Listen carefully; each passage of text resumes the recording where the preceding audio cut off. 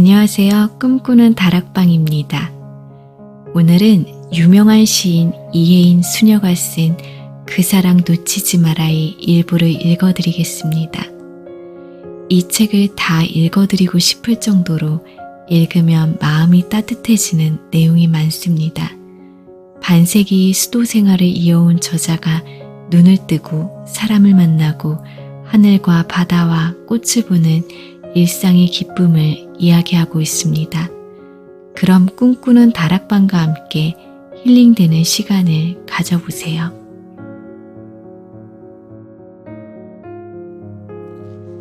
아픔을 위로하는 기도. 몸, 마음이 아파서 외롭고 우울한 이들 위해 오늘은 무릎 꿇고 기도합니다. 고통을 더는 일에 필요한 힘과 도움되지 못하는 미안함, 부끄러움, 면목 없음, 안타까움 그대로 안고 기도합니다. 정작 위로가 필요할 땐 곁에 없고 문병을 가서는 헛말만 많이 해 서운할 적이 많았지요. 자비를 베푸소서 외우는데 눈물이 앞을 가리네요. 이 가난하지만 맑은 눈물, 작은 위로의 기도도 받아주시면 제게도 작은 위로가 되겠습니다. 연세가 많아 정신에 조금 문제가 있다 해도 어쩌다 저를 만나면 삶이 바쁜 시인 수녀님 하며 웃어주던 선배 수녀님. 며칠 전에 만난 자리에서 수녀님 저 기억하시죠? 했더니 그녀는 얼굴은 알겠는데 이름은 모르겠네 했습니다. 지난달 병원에서 인지검사를 하니 저 역시 3년 전에 비해 결과가 썩 좋지 않아 약을 하나 더 처방받아 왔습니다. 기억력만큼은 누구보다 좋았는데 병과 이만큼 친했으면 됐지 갈수록 약만 늘어나다니 푸념하며 조금 우울했고 저도 치매 증상으로 사람들을 못 알아보며 어쩌나 하는 두려움이 엄습했습니다. 게다가 정신이 아프고 고장난 친구들이 부탁으로 덩달아 힘든 요즘입니다. 몸에 악귀가 붙었으니 수녀님이 떼어줘야 살 수 있기에 당장 찾아오겠다는 어느 아가씨 전화. 제가 바로 수녀님이 찾아 헤매는 큰아들입니다. 라고 하는 재소자의 편지를 받을 때면 황당하기도 합니다. 아픈 이들을 위한 기도 부탁을 받지 않는 날이 하루도 없습니다. 마음이 병뿐만 아니라 육체적인 질병의 종류도 어찌 그리 다양한지 듣기만 해도 걱정되고 저절로 연민의 정이 생깁니다. 이렇게 저렇게 기도를 부탁해오는 환자와 그의 가족들에게 대답은 쉽게 하지만 실은 어떻게 기도해야 할지 자주 난감합니다. 침묵이 붕어내에 달리 방법이 없는 것 같습니다. 생사의 위기에 있는 아픈 이들을 직접 방문하고 나면 딱히 할 말이 없어지고 위로의 말조차 궁해지곤 합니다.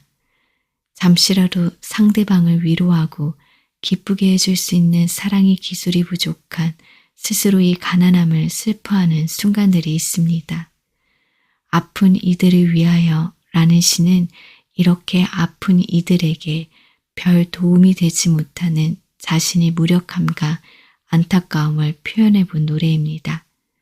병원에 오래 있다 보면 환자뿐 아니라 환자를 간호하는 가족들, 간병인들, 의료진도 다 나름대로 힘들다는 생각이 새롭게 들곤 합니다. 이왕 내게 온 아픔을 잘 감수하고 다른 이에겐 필요 이상의 요구로 부담을 주지 말아야지 수도 없이 결심해보지만 뜻대로 되질 않기에 어느 날 마음이 많이 아플 때 꼭 하루씩만 살기로 했다. 몸이 많이 아플 때 꼭 한순간씩만 살기로 했다. 고마운 것만 기억하고 사랑한 일만 떠올리며 어떤 경우에도 남의 탓을 안 하기로 했다. 라는 구절을 적어보기도 했습니다. 건강할 때는 저도 늘 아프니 고통을 헤아리기보다는 입에 발린 좋은 말, 상투적이며 교훈적인 말로 자기 중심적인 위로를 했고 이것이 늘 마음에 걸립니다. 아픈 이는 건강한 이들에게, 건강한 이들은 아픈 이들에게 서로를 온전히 헤아리지 못하는 한계를 받아들이며 조금은 미안한 마음, 겸손한 마음으로 사랑하며 살아가는 것만이 우리가 주고받을 수 있는 진정한 위로가 아닐는지요. 진심이 담긴 한마디의 말, 쾌유를 비는 간절한 눈빛, 대신 아파주지 못하는 안타까움을 나름대로 표현하는 것만으로도 작은 위로의 선물이 될 것입니다. 희망다짐.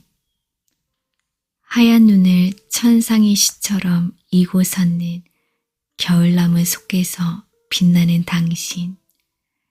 1월이 찬물로 세수를 하고 새벽마다 당신을 맞습니다.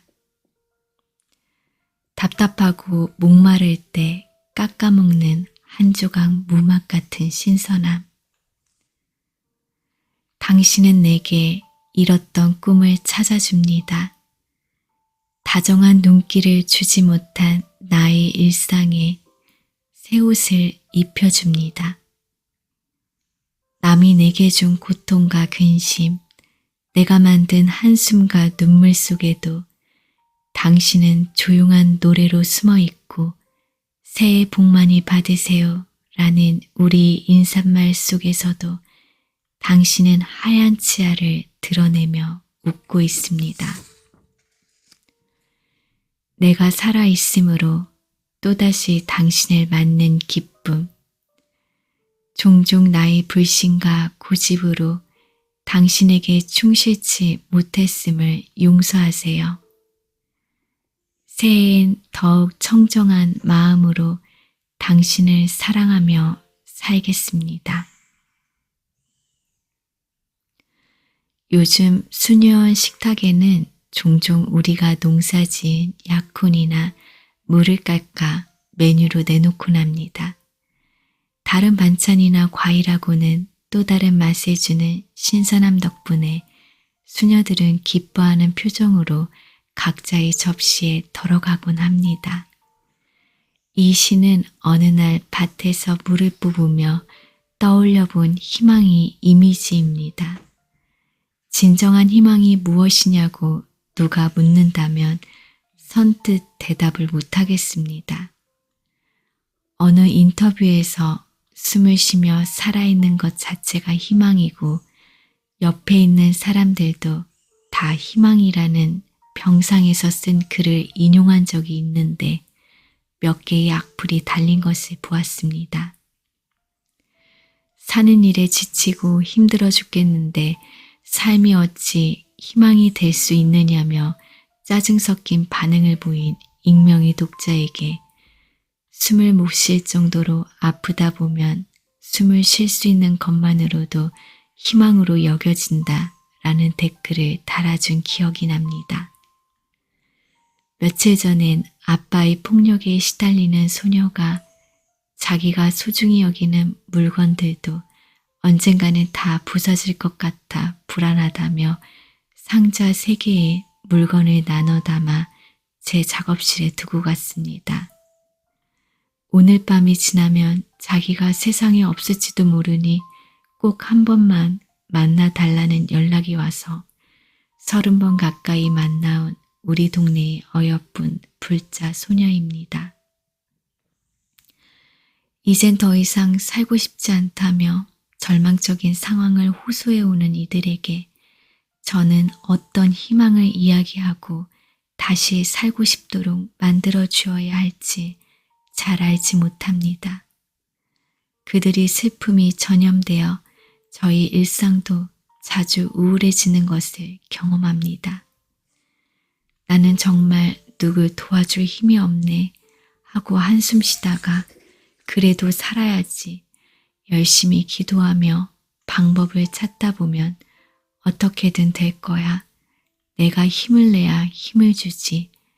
다시 살아보라는 희망의 말을 건네기 위해서도 내가 먼저 희망이 되어야지 새롭게 다짐해보곤 합니다. 어느 날 희망을 의인화해 쓴 이 시를 다시 읽다 보면 스스로에게 약속합니다.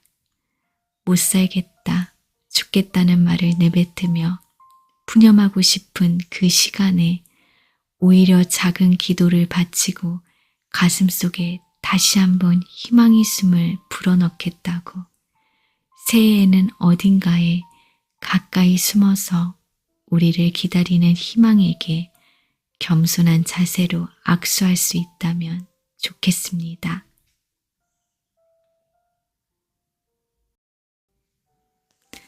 치유의 말, 구슬이 서말이라도 꿰어야 보배라지요. 언어가 그리 많아도 잘 골라 써야만 보석이 됩니다. 우리 오늘도 고운 말로 새롭게 하루를 시작해요. 녹차가 우려내는 은은한 향기로 다른 이를 감싸고 따뜻하게 배려하는 말. 하나의 노래 같고 웃음같이 밝은 말. 서로 먼저 찾아서 건네보아요. 잔디밭에서 정성 들여 찾은 네잎클로버 한 장 건네주듯이. 마음은 그게 아닌데 말이 그만 하는 변명을 자주 안 해도 되도록 조금만 더 깨어있으면 됩니다. 조금만 더 노력하면 고운 말하는 지혜가 따라옵니다. 삶에 지친 시간들, 상처받은 마음들, 고운 말로 치유하는 우리가 되면 세상 또한 조금씩 고운 빛으로 물들겠지요. 고운 말은 세상에서 가장 좋은 선물이지요. 날마다 새롭게 결심하는 것 중 하나가 고운 말 쓰기입니다. 얼마 전 부산고등검찰청에서 특강 기회가 있었는데 강연 서두에 어느 카페 화장실에서 인상 깊게 보았던 문구를 읽어주었습니다. 며칠 후 한 직원이 이메일을 보내 그 내용을 되새김하고 싶으니 보내주면 고맙겠다고 했습니다. 그가 부탁한 글귀들 중 특히 제게 와닿은 구절은 호수에 돌을 던지면 파장이 일듯이 말이 파장이 운명을 결정짓는다. 오늘은 어제 사용한 말이 결실이고 내일은 오늘 사용한 말이 열매였습니다. 혜인 수녀의 고운 말이란 시의 한 구절을 집에 붙여두고 가족들과 함께 오가며 본다는 그의 말에 기뻤습니다. 덕담을 부탁할 때 종종 읽어주기도 하는 나 자신이 노력하고 싶은 내용이 들어있는 이 시를 그분이 다시 찾아준 셈입니다. 한마디 고운 말이 주는 선한 영향력을 우리 모두 기억하고 고운 말을 주고받는 것이야말로 가장 귀한 선물임을 잊지 않았으면 합니다. 가까운 이들끼리는 서로 믿고 무심한 나머지 고운 말을 실천하지 못할 때가 더 많은 듯합니다. 어떤 이야기를 했을 때 아무 반응이 없으면 이야기한 것을 후회하고 식구처럼 함께 살아도 때론 거리감이 느껴져 잠시 외롭기도 합니다. 그래서 누가 그랬어요? 라고 짧게 메아리를 달아주어도 위로가 될 적이 있습니다. 힘들고 지쳤을 때 누군가 건네준 위로와 희망이 담긴 한마디 말이 한 사람의 인생을 바꿀 수도 있습니다. 돈 안 들이고도 할 수 있는 따뜻하고 긍정적인 치유의 말을 표현하는데 우리는 왜 그리 인색한지요? 불평과 한탄과 원망의 말은 그리 쉽게 하면서 말입니다. 막말을 쏟아내고도 겸손되니 이 용서를 청하기보다는 난 뒤끝이 없다. 말이 생각보다 앞서 혼나갔다는 식으로 자기 변명과 합리화에 길들여져 상대방과의 관계를 악화시키기도 합니다. 상대의 말에 어울리는 사랑의 맞장구를 잘 쳐주고 중간에 끼어들지 않고 끝까지 웃으며 들어주고 사소한 일로 우기다가 험한 말로 의가 상하지 않도록 깨어있기 위해 노력하기로 다짐해 봅니다. 고운 마음에서 고운 말이 나오지만 꾸준히 연습하다 보면 고운 말이 고운 마음을 키워주기도 할 것입니다. 혀 끝까지 나온 나쁜 말을 내뱉지 않고 삼켜버리는 것. 그것이 세상에서 가장 좋은 음료다. 장전된 총을 조심해서 다뤄야 한다는 것은 누구나 안다. 하지만 말을 조심해야 한다는 사실은 자주 잊어버린다. 라는 유대교 한 랍비의 말도 다시 기억하면서 우리 모두 일상의 어느 학교에서 순하고 지혜로운 우등생이 되기를 기도합니다.